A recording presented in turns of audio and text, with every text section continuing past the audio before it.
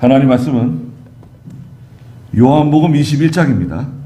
요한복음 21장 1절 말씀부터 말씀을 보도록 하겠습니다.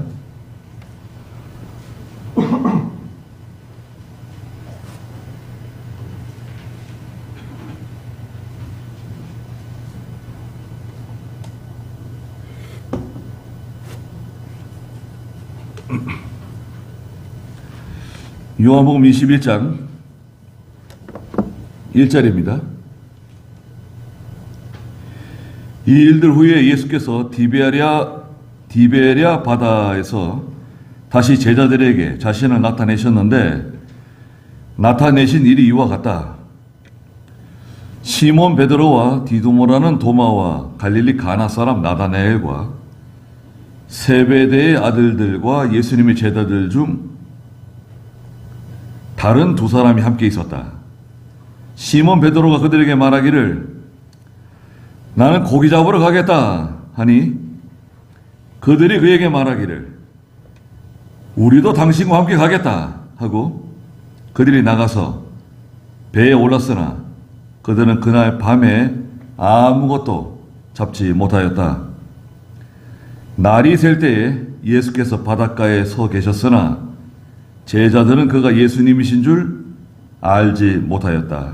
그러자 예수께서 그들에게 말씀하시기를 얘들아 너희에게 물고기가 하나도 없느냐 하시니 그들이 그분께 대답하였다.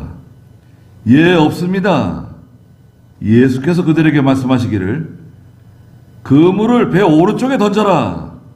그러면 잡을 것이다 하시므로 그들이 던졌더니 물고기가 많아서 그물을 끌어올릴 수 없었다.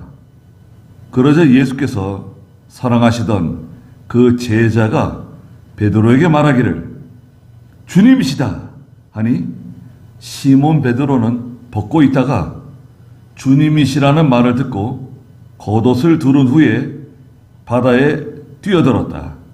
그러자 다른 제자들은 육지에서 약 200규빗 정도 떨어져 멀지 않은 곳에 있었으므로 작은 배를 타고 물고기가 든 그물을 끌고 왔다. 그들이 육지에 와 보니 숯불이 피워져 있었고 그 위에 생선과 빵이 놓여 있었다. 예수께서 그들에게 말씀하시기를 너희가 지금 잡은 생선을 좀 가져오너라 하셨다. 시몬 베드로가 올라가서 그물을 육지로 끌어올리니 그 안에는 큰 물고기가 153마리나 들어있었다. 물고기가 그렇게 많았으나 그물이 찢어지지 않았다. 예수께서 그들에게 말씀하시기를 와서 아침을 먹어라 하시니 제자들 중 아무도 그분께 당신은 누구십니까? 라고 묻는 자가 없었으니 이는 제자들이 주님이신 줄 알았기 때문이다. 예수께서 오셔서 빵을 집어 그들에게 주시고 생선도 그와 같이 하셨다. 이것은 예수께서 죽은 자들 가운데서 살아나신 후에 제자들에게 세 번째로 나타나신 것이었다.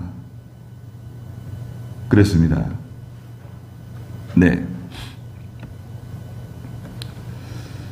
오늘 그 21장의 내용은 1절에도 있는 것처럼 이 일들 후에라고 배경을 말씀하셨어요. 이 일들 후에 무슨 일이 있었는가?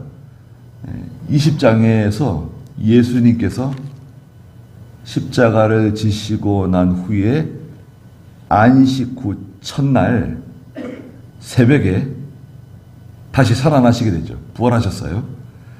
20장 1절에 안식 후 첫날 부활하셔가지고 무덤에 찾아온 막달라 마리아를 이제 만나게 됩니다. 그리고 막달라 마리아가 쫓아가서 내가 예수님을 만났다고 말해주니까 베드로와 요한이 또 무덤에 와가지고 빈 무덤을 발견하게 되죠. 빈 무덤. 빈 무덤을 발견했네요. 막달라 마리아가 빈 무덤을 발견하고 베드로와 요한도 빈 무덤을 발견하고 그리고 나서 예수님께서 20장 19절에 제자들이 있는 곳으로 찾아오셨어요. 그 20장 19절 한번 읽어주시겠어요? 그날 곧 안식일 후 첫날 저녁에 제자들은 유대인들을 두려워하여 모인 곳의 문들을 닫고 있었다. 그때 예수께서 오셔서 가운데 서시며 그들에게 말씀하시기를 너희에게 평강이 있을지어다 라고 하셨다. 제자들이 있는 곳에 예수님이 찾아오셨어요. 문을 열지 않고 들어오셔가지고 너에게 평강이 있을지어다 라고 부활하신 예수님이 찾아오셨습니다. 여기는 예루살렘이에요. 예루살렘. 그리고 다시 20장 26절에 또 예수님이 찾아오셨는데 이때는 도마가 집에 있을 때 같이 예수님을 만났습니다.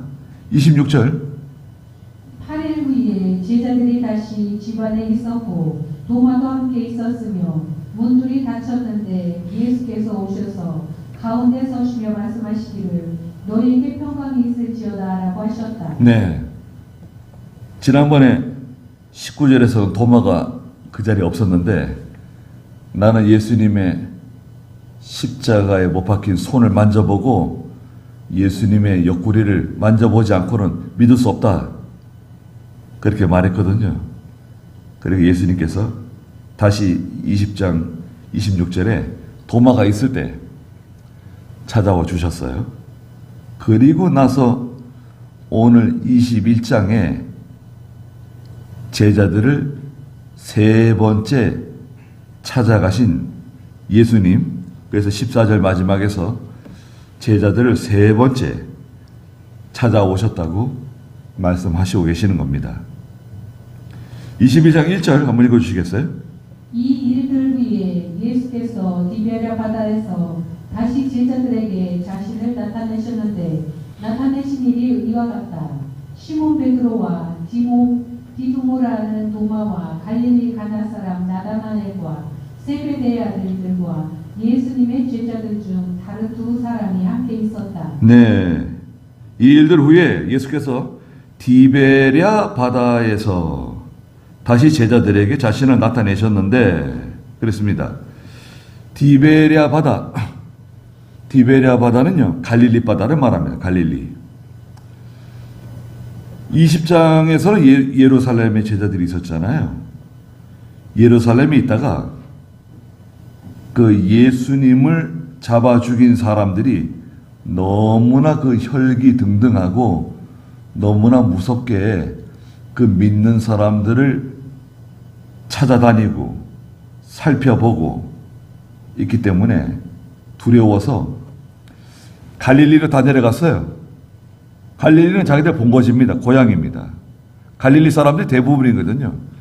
예수님의 12제자들을 대부분 저 갈릴리 지역에서 다 부르셨어요. 갈릴리는 예루살렘에서 한참 내려가야 되죠. 저 북쪽으로. 예수님은 갈릴리 그 근처에 있는 나사렛 사람이잖아요. 태어나시기는 베들레헴에서 태어나셨지만 헤롯 왕이 그리스도를 찾아서 죽이려고 그러니까 요셉과 마리아가 어린 예수님을 모시고 나사렛이라는 곳에 가서 살아서 예수님은 나사렛 사람이라는 별명을 얻게 되죠. 나사렛 동네가 그 갈릴리 바다 옆에 있어요. 그래서 이 디베랴 바다라고도 말하고 갈릴리 바다라고도 말하고 또 게네사렛 호수라고도 말하고 긴네렛 바다라고도 말하고 명칭이 여러 가지예요. 그 동네 부근에서 그 동네 이름을 붙여서 부르는 거예요. 긴네렛 호수 바다라고도 말하고 가버나움도 그 옆에 있고 다 그 근처에 있는 겁니다. 다 뭐 각자 부르지만 갈릴리 바다를 말하면 갈릴리 호수죠. 민물입니다. 민물 호수예요. 그 갈릴리 바다의 물이 요단강을 거쳐서 흘러내려와 가지고 밑에 사해로 들어가는 거예요. 갈릴리 지역에 지금 있는 겁니다. 그런데 2절에 보니까 거기에 시몬 베드로가 있어요. 제일 연장자인 것 같아요. 항상 베드로가 제일 먼저 나오죠. 시몬 베드로. 그 다음에 디두모라고 하는 도마. 갈릴리 가나 사람 나다나엘. 예수님 나다나엘 부르시죠. 그 다음에 세베대의 두 아들 야고보와 요한. 5명. 거기에다가 예수님의 제자들 중 다른 또 2사람이 함께 있었어요. 그러니까 모두 7명이 있었죠. 7명. 12명의 제자들 가운데 가룟 유다는 예수님을 팔아먹고 목을 매서 자결하고 죽게 되죠. 나머지 11사람들 가운데 7명이 지금 여기 있는 거예요. 베드로와 함께. 갈릴리로 내려간 거 어떻습니까? 어려운 환경을 피해서, 환란을 피해서 갈릴리로 내려간 거, 그럴 수 있죠. 자기가 살던 곳, 자기의 그 근거지, 그러다 내려간 겁니다. 그런데 3절에 보니까 3절 한번 읽어주시겠어요? 시몬 베드로가 그들에게 말하기를 나는 고기 잡으러 가겠다 하니 그들이 그에게 말하기를 우리도 당신과 함께 가겠다 하고 그들이 나가서 배에 올랐으나 그들은 그날 밤에 아무것도 잡지 못하였다. 자, 여기 3절에 보면 참 기가 막힌 일이 등장합니다. 오늘 주보에 우리 제목도 있지만 시몬 베드로가 그들에게 말하기를 야, 나는 물고기 잡으러 가겠다는 거예요. 난 고기 잡으러 간다 말했습니다. 그러니까 거기 있던 사람들이 우리도 당신과 함께 가겠다고 따라 나선 거예요. 그리고 그날 밤에 밤새도록 고기를 잡았는데 한 마리도 잡지 못했습니다.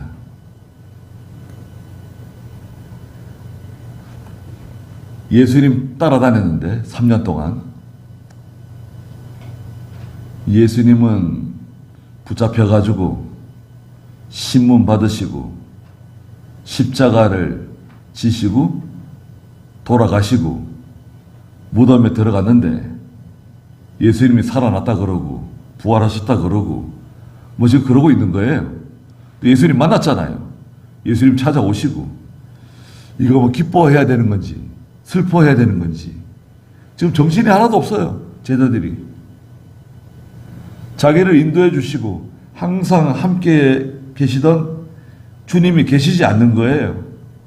어떻게 해야 될지, 뭘 해야 될지, 이제는 어떻게 우리가 살아가야 될지, 누가 말해주는 사람도 없고 어떻게 될지 잘 모르겠어요.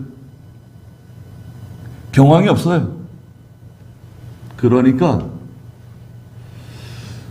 베드로가요, 과거로 돌아가는 겁니다. 과거. 자기의 직업, 자기의 예전의 생활 방식. 원래 이 사람들은요, 예수님의 12제자가 우리가 사도라 그러잖아요. 사도. 여러분, 12사도. 사도라고 하는 말은, 여러분 들어보세요. 사도라고 하는 말은 보내심을 받은 사람이란 뜻을 가지고 있어요. 보내심을 받은 자다. 이게 사도예요. 그러면 우리도 사도 아닌가? 하나님께서 보내신 사람들. 그렇게 말해도 되나요? 그러면 안 됩니다. 그럼 곤란해져요. 왜 곤란하냐? 사도는 반드시 예수님이 직접 불러가지고 직접 보내신 사람이어야 돼요. 예수님이 직접 부른 사람, 시몬 베드로야, 나를 따라라. 내가 너를 사람을 낚는 어부가 되게 해주겠다. 그를 직접 보낸 사람. 그게 사도죠. 그래서 결국 마지막 12번째 사도가 누가 됩니까? 바울이죠, 바울. 바울을 예수님께서 불러서 이방인의 사도로 부르셔가지고 사도 바울이 되죠. 12명의 사도가 됩니다. 하나님 섬기다가 믿음으로 살다가 예수님 따라가고 예수님만 바라보고 살아가던 사람이 예루살렘 생활하고 성전 생활하고 기도 생활하고 예수 믿는 게 좋아가지고 그렇게 행복하게 살았는데 이제 어려운 일이 생기고 고난이 찾아오면 하나님의 일에서 떠나가지고 세상으로 가는 거예요. 하나님의 일보다는 세상으로. 또 하나님 주신 사명을 따라가다가 그 다음에 현실주의로, 현실적인 것으로 기울어지고 또 신령한 것을 바라보고 영적인 것을 바라보고 살아가는 사람이 육신적인 것으로 기울어지는 거예요. 물질적인 것으로 기울어지는 거예요. 나는 물고기나 잡으러 가겠다고 돌아섰어요. 그러니까요, 다른 제자들도 베드로를 따라서 우리도 같이 가겠다고 따라 나섰어요. 그러니까요, 앞잡이가 중요합니다. 앞잡이. 다 앞잡이가 있거든요. 가정에서도 앞잡이가 있고 교회에서도 앞잡이가 다 있습니다. 믿음의 우두머리가 있어요. 믿음으로 제일 앞장서 나가는 사람이 흔들리게 되면 그 밑에 같이 있던 사람들도 다 같이 이제 같이 가는 거예요. 같이 움직이는 거예요. 별 죄책감을 느끼지 않고, 별 가책을 느끼지 않고. 베드로도 물고기 잡으러 가는데 우리도 물고기 잡고. 원래 우리도 어렸을 때부터 어부였는데 갈릴리 출신이고. 예수님의 제자들이 대부분 어부 출신들, 말하자면 불황무식한 사람들이었습니다. 그런 사람들 부르셨어요, 여러분. 그런 사람을 불러가지고 전 세계를 정복한 겁니다. 복음으로. 하나님은 똑똑하고 잘나고 훌륭한 사람, 집안 좋은 사람, 능력 있는 사람, 하나님 별로 좋아하지 않으신다는 거예요. 물론 교회에 똑똑한 사람도 있고 집안 좋은 사람도 있고 공부 많이 한 사람도 있고 훌륭한 사람들이 있습니다. 그걸 무시하는 게 아니라 하나님은 겸손한 사람을 쓰세요. 약한 사람들을 쓰세요. 그런 사람들을 불러서 강하고 훌륭한 사람들, 지혜롭고 능력 있는 사람들 부끄럽게 만든다고 고린도전서 1장에 말씀하셨잖아요. 여러분, 우리는 어떻습니까? 우리는 하나님 따라가고 믿음으로 살다가 세상으로 내려가진 않는가요? 하나님보다 세상, 영적인 것보다는 육신적인 것, 물질적인 것, 사명은 다 잊어버리고 무엇을 먹을까, 무엇을 마실까, 무슨 옷을 입을까 세상 걱정하느라고 믿음으로 살지 못하시는 거 아닌가요? 성경은 마태복음 6장에 예수님께서 세상 사람들은 이제 무엇을 먹을까, 무엇을 마실까, 무슨 옷을 입을까 다 염려한다 그랬잖아요. 그런데 너희는 그렇지 않다. 너희는 무엇을 구하라 그랬습니까?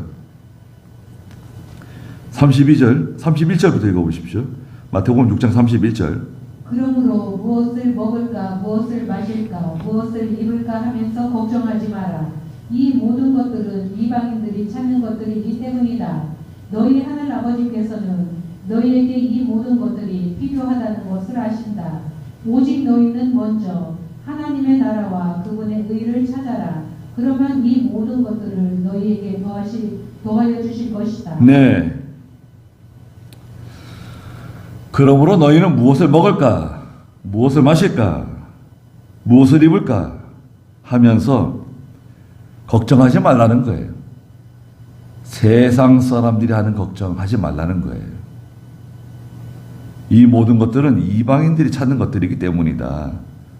너희 하늘 아버지께서는 너희에게 이 모든 것들이 필요하다는 것을 다 알고 계신다. 이미 다 알고 있어요. 필요를 다 알고 있어요. 부모가 어린 자식에게 필요한 것이 무엇인지 다 알고 있어요. 먹을 것이 필요한지, 기저귀가 필요한지, 무슨 옷이 필요한 것인지 다 알고 있잖아요. 하나님 다 알고 계세요.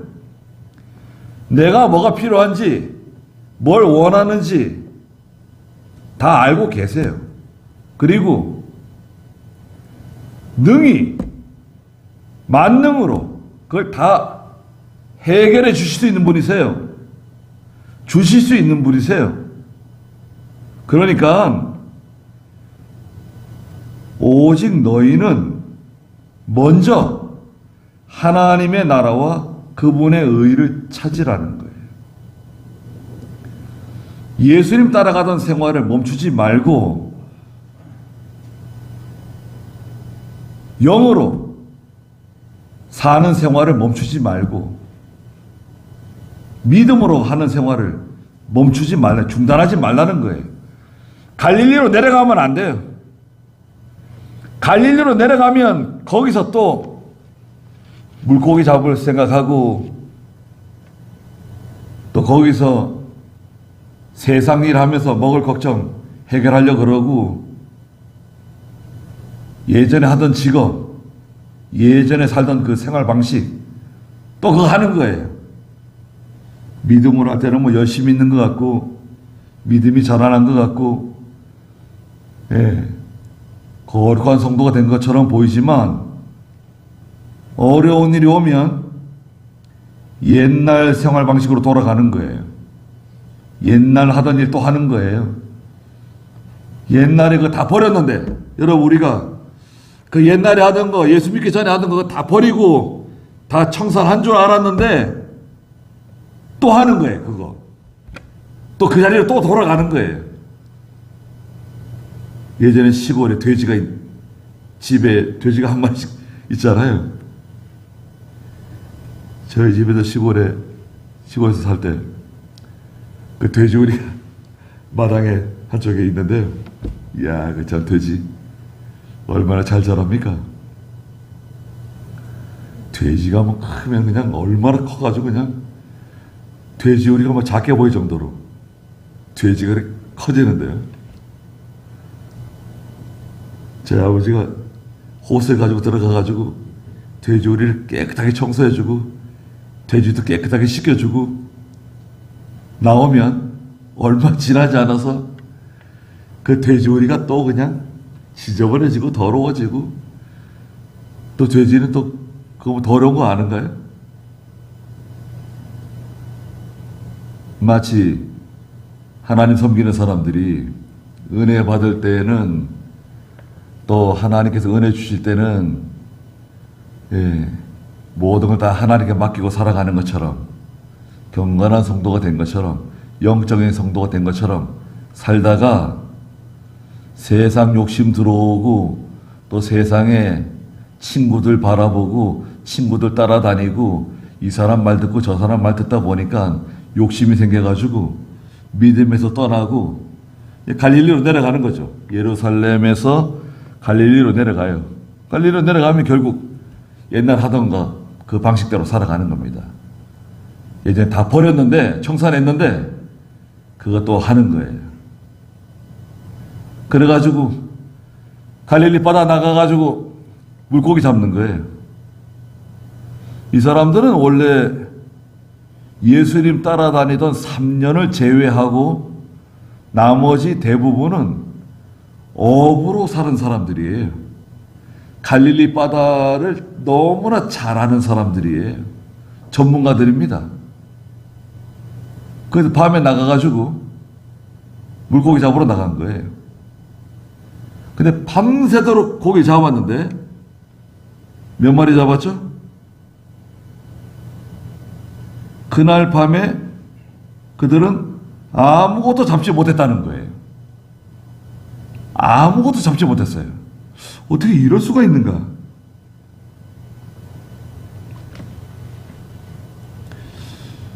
예수님 따라다니고 믿음으로 살 때는 모든 게 쉬웠어요. 예수님께서 다 해결해 주셨어요. 먹는 거, 입는 거, 생활하는 거. 예수님 따라다닐 때는 모든 일이 다 쉬웠어요.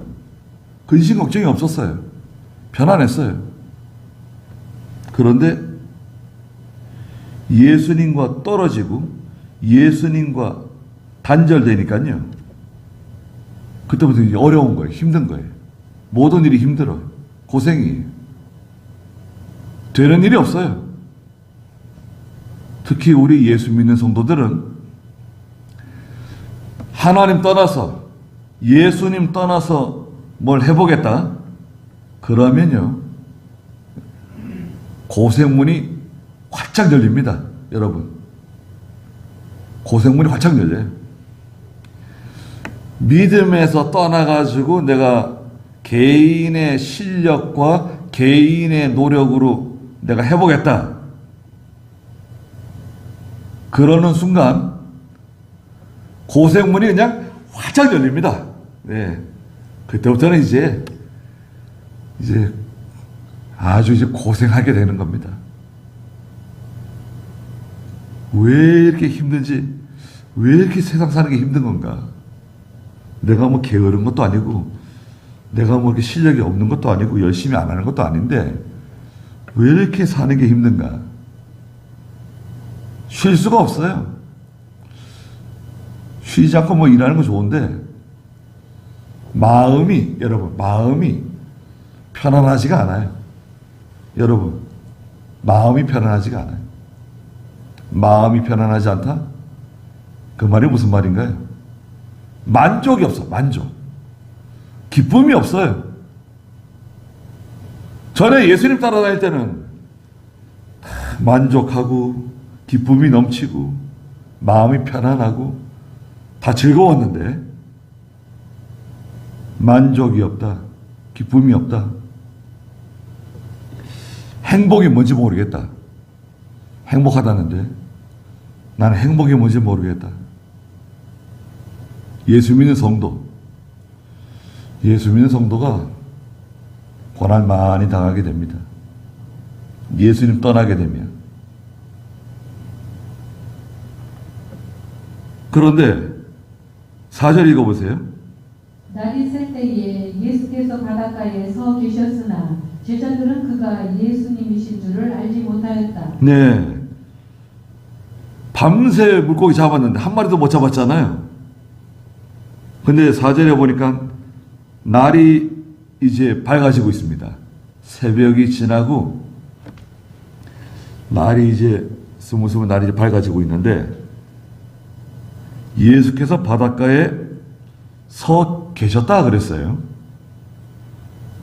예수님께서 바닷가에 오셔가지고 그 제자들이 물고기 잡으러 나갔잖아요. 거기에 오셔가지고 한동안 저기서 물고기 잡고 있는 제자들을 보시면서 한동안 서 계신 거예요. 계속. 한동안 계속 서 계셨다는 뜻을 가지고 있어요. 이 문장은. 제자들은 그가 예수님이신 줄 알지 못하였다. 그랬습니다. 저기 누가 서 계시는데 그분이 예수님이라고 생각 못한 거예요. 거기 제자들이 7명 있었는데 7명 하나같이 예수님을 알아보지 못했어요.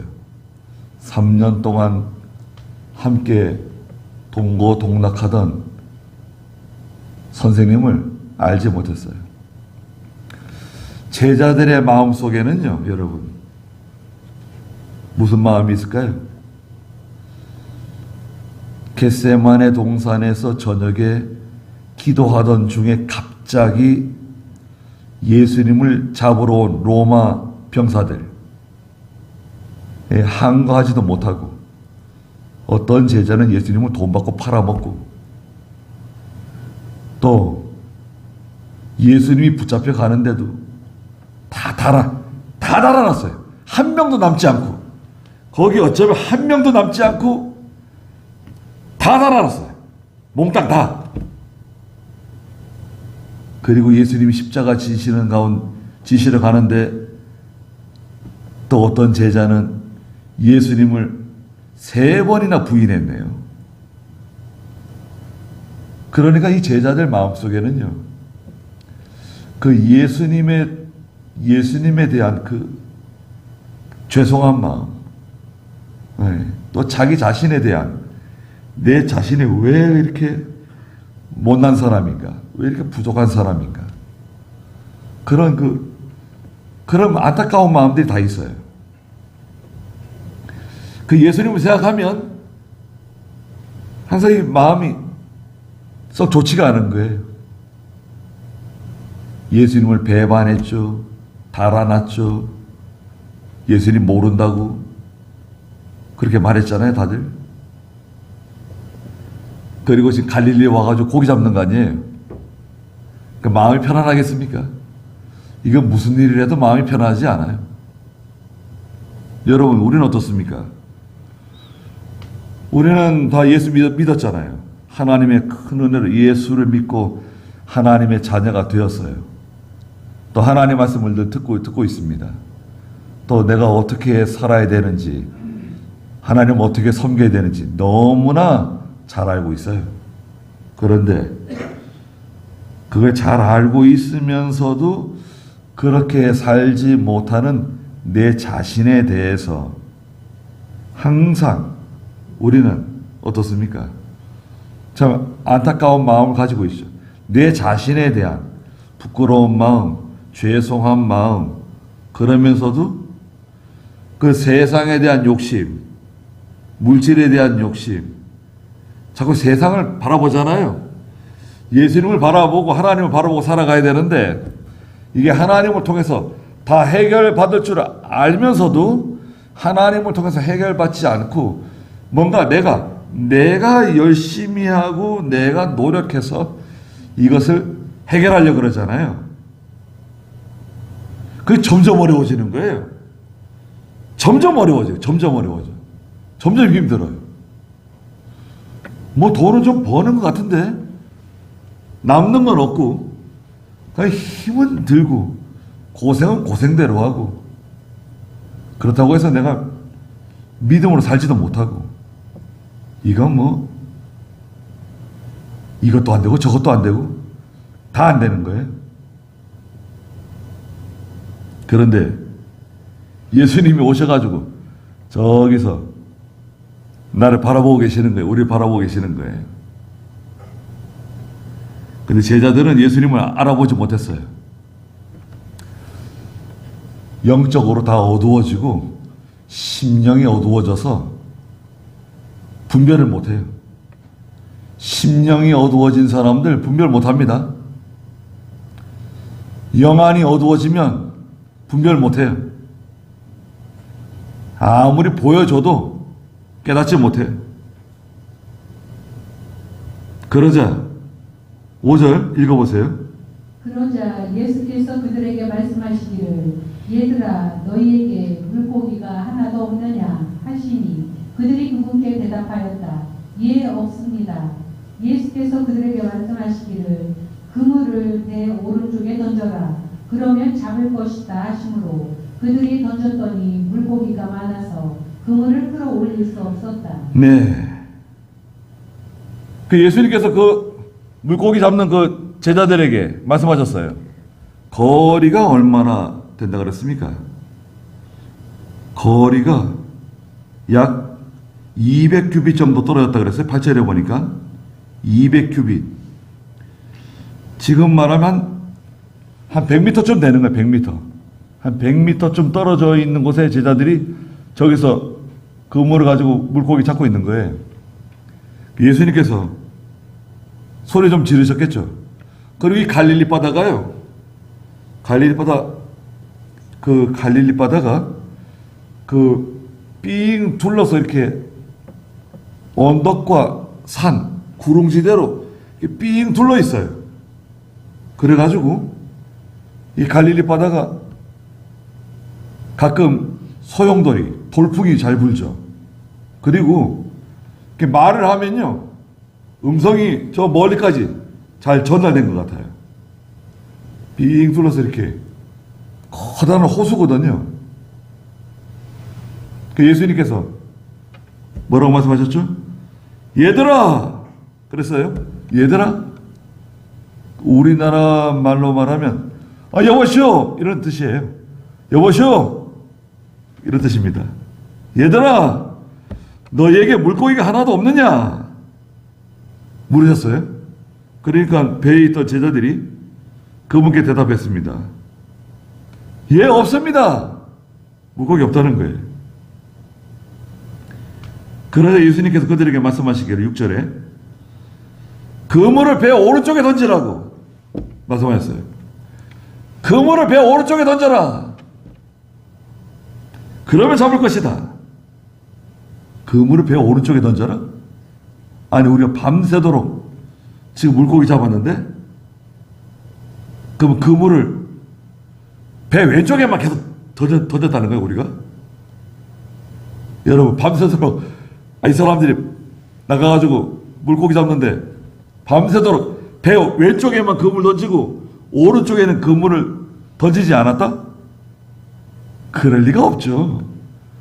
그럴 리가 없어요. 그런데 예수님께서 배 오른쪽에 그물을 던지라고 말씀하셨어요. 아니 당신이 뭔데 우리에게 뭐 그물을 배 오른쪽에 던져라, 뭐 왼쪽에 던져라. 그 기분 나쁜 거 아닌가요? 아니가 우리가 지금 이 갈릴리 바다에서 어렸을 때 태어나자마자 여기서 자라고 지금까지 다 어부들인데 당신이 뭔데 우리에게 이래라 저래라 그런 말을 하느냐? 그렇게 말할 만하지 않는가요? 그물을 배 오른쪽에 던져라. 그러면 물고기 잡을 것이다. 그러니까 제자들이 뭐라 그랬습니까? 그들이 그대로 순종해가지고 그물을 배 오른쪽에 던졌는데 어떻게 됐죠? 물고기가 많아서 그물을 끌어올릴 수 없을 지경이 되어버렸어요. 갑자기 물고기가 너무 많이 잡혀가지고요. 그물을 끌어올릴 수 없을 만큼 물고기가 많이 잡힌 거예요. 아니 우리가 밤새도록 해서 물고기 잡았는데 또 돌아다니면서 갈릴리 바다에서 지금 한 마리도 못 잡았는데 한 마리. 근데 저기 지금 해변에 서 계시는 분이 배 오른쪽에 그물을 던지라 그래가지고 그 말대로 순종해서 오른쪽에 던졌더니 그물이 찢어질 정도로 끌어올릴 수 없을 정도로 물고기가 많이 잡혔어요. 아니 뭐 얼마나 많이 잡혔길래 그물이 찢어질 정도가 됐다는 건가? 물고기가 몇 마리 잡혔대요?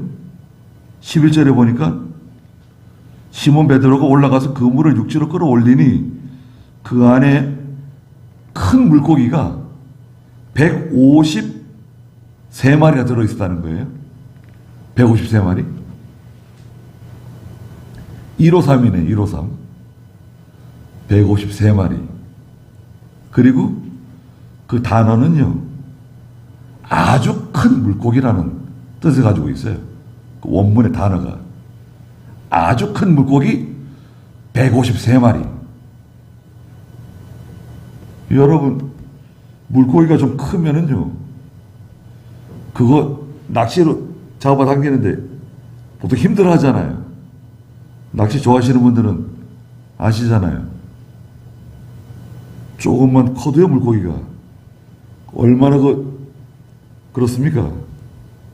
저 어렸을 때 그 낚시 좋아해가지고 붕어 낚시, 뭐 메기도 잡고 그랬는데, 붕어도 참붕어, 한 이 손바닥만한 것만 해도요, 그거 낚시로 끌어올릴 때 그 손맛이 있잖아요. 근데 큰 물고기, 한 얼마나 될까요? 한 60, 70? 큰 물고기가 153마리가 그 물에 잡혀가지고 그 물이 막 찢어질 것처럼 보이는데 찢어졌다는 말은 없어요. 예수님과 함께하면, 예수님이 시키는 대로 하면 실패할 것처럼 보여도 실패 안 해요. 예수님께서 시키는 대로 하면 우리 생각에는, 내 생각에는 인간적으로 봤을 때는 그가 잘 안 될 것 같은데, 그 실패할 것 같은데, 망할 것 같은데, 예수님이 시키는 대로 하면, 하나님이 시키는 대로 하면 그건 절대 실패하지 않아요. 망하지 않아요. 그 물이 찢어지지도 않고 배가 가라앉지도 않아요. 실패 안 해. 제자들이 여기서 제일 잘한 건 뭔가요? 순종한 거죠, 순종. 순종은 언제 하냐? 사람이 순종 잘할 때가 오죠. 성도가 순종을 잘할 때 언제일까요? 실패하고 하나님의 징계를 받을 때, 그때 순종 잘합니다. 믿는 성도가 실패하고 하나님의 징계를 받을 때는 역설적이게도 순종을 잘해요. 희한하죠. 자기가 잘 나갈 때, 잘 나가고 돈 잘 벌고 뭐 뭐든 다 잘 될 때는 순종 잘 안 해요. 그런데 실패를 맛보고 하나님께 징계를 받고 그럴 때는 순종을 잘합니다. 히브리서 12장 5절 그 6절에 보면 징계는 다 받는 건데, 예? 징계는 다 받는 건데 징계가 없다? 그건 이상한 일이에요. 징계를 받는 것은 왜 받느냐? 그걸 왜 받는다 그랬죠? 히브리서 12장 5절 6절. 또 하나님께서 아들들에게 하듯 너희에게 말씀해 주신 권면을 잊었다. 나의 아들아, 주님의 훈계를 가볍게 여기지 말고 그분께 책망을 받을 때에 낙심하지 마라. 주께서 사랑하는 자를 훈계하시고 받아들이는 아들마다 채찍질하시기 때문이다. 주께서 사랑하는 자를 훈계하신다. 사랑하기 때문에, 사랑하시기 때문에 징계하고 훈계하시는 거예요. 받아들이는 아들, 아들이기 때문에 채찍질 하신다는 거예요. 내가 그릇 나가고 잘못하는데도 불구하고 하나님이 나를 가만히 내버려 두신다? 그런 일은 없습니다. 그렇다고 하면 오히려 이상해요. 아니, 내가 이렇게 믿음으로 하지 않고 내가 이렇게 말 안 듣고 불순종하고 나가는데도 아무 일이 일어나지 않는다? 그게 오히려 이상한 거죠, 사실은. 그런 일은 절대 없어요. 하나님이 사랑하시는 사람을 징계하시고 훈계하세요. 사랑하기 때문에. 그러자 예수님께서 사랑하시는 제자가 있는데 7절에 보니까 사랑하시는 그 제자는 바로 이 요한복음을 기록하고 있는 사도 요한입니다. 야고보의 동생. 사랑하시는 그 제자가 베드로에게 말하기를 주님이시다. 그러니까 베드로가 배 위에 있다가 그 물질하느라고 뭐 위에들이 벗고 있었는가 봐요. 벗은 옷을 입고 바다에 뛰어들었다 그랬어요. 거기서 바다에 바로 뛰어내렸어요. 예수님께로. 저기 지금 한 100m 정도 떨어져 있는데 베드로는 참 성격이 대단해요. 주님이시다. 그러니까 베드로가 그냥 얼른 옷을 챙겨 입고 바다에 뛰어내렸어요. 아주 깊은 바다 같지는 않아요. 베드로가 예수님께로 나오고 있는 겁니다. 그리고 다른 제자들은 작은 배들과 함께 그 물을 끌고 육지로 나오고 있는 거예요. 육지에 올라와 보니까 9절에 숯불이 피워져 있었고 그 위에 생선과 빵이 놓여 있었다. 밤새 수고하고 고생하고 시장한 제자들을 위해서 예수님께서 불을 피우시고 거기에 빵과 물고기를 굽고 계셨어요. 이 장면을 생각해 보십시오. 말씀드렸던 것처럼 우리는 예수님을 배반하고 달아나고 모른 척하고 그랬었는데 예수님은 우리를 찾아오셔가지고 빵을 구워주시고 생선을 구워주시고 먹을 것을 미리 준비해 주시고 그렇죠. 제자들 마음이 어땠을까요? 우리들 같으면 마음이 어땠을까요? 이 장면에서 제자들이 아무 말을 하지 않았어요. 말을 하지 않았다는 거예요. 그리고 예수님께서 10절에 말씀하시기를 너희가 지금 잡은 생선을 좀 가져오너라. 그 지금 잡은 생선들 가운데 생선 좀 가져오라고 말씀하셨어요. 말을 걸으셨어요. 그러니까 시몬 베드로가 올라가서 11절에 그물을 육지로 끌어올리고 그 안에 물고기가 153마리가 들어있었다. 물고기가 그렇게 많았으나 그물이 찢어지지 않았다. 순종의 결과예요. 순종의 결과. 순종의 결과는 결코 실패하지 않는다. 여러분 기억해 두십시오. 순종의 결과는 실패가 없다. 실패할 것 같고 망할 것 같고 안 될 것 같고 어리석어 보여도 순종하면 실패하지 않고